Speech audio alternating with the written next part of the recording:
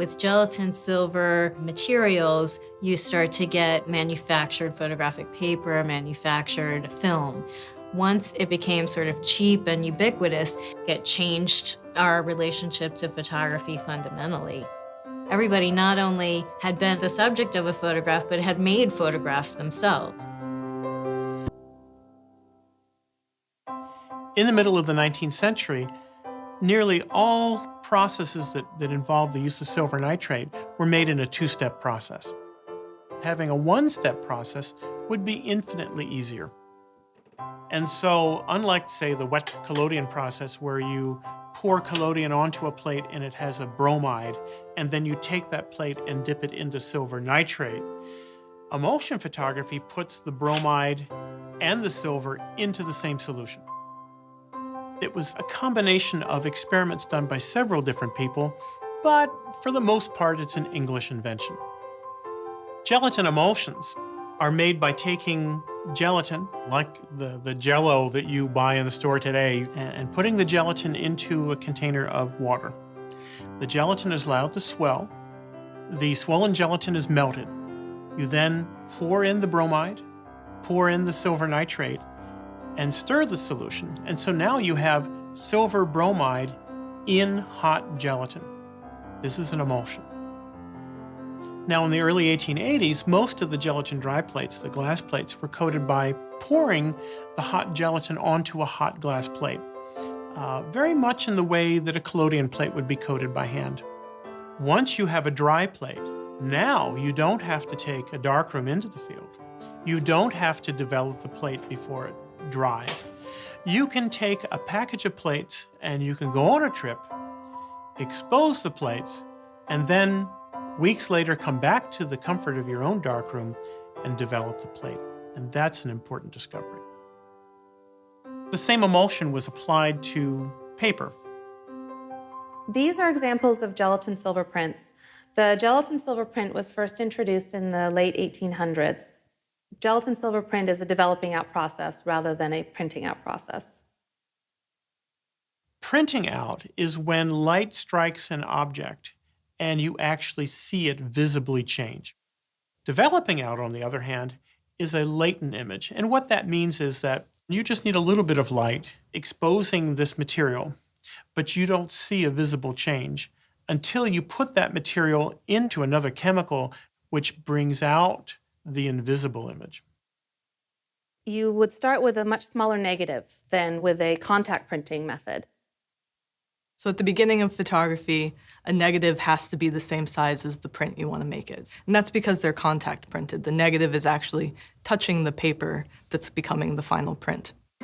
As photography progresses, we become able to enlarge a negative. You can put it in an enlarger and make a bigger print. It's no longer contact printed. In 1888, George Eastman came out with the Kodak camera.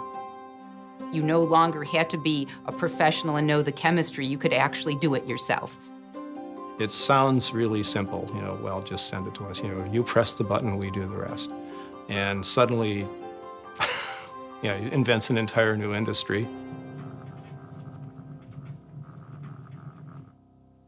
This is the oldest known Kodak camera. It's called the Kodak. It's serial number 6, meaning it was the 6th one made. After all 100 exposures have been made, the camera will be shipped back to Rochester for processing and reloading. Shutter release is on the side. Still works. Not bad for a camera made in 1888. Because the camera was smaller and easy to carry now, people took their cameras everywhere. It opened up a field of photography for the general public, for anyone to capture all the different moments of their life.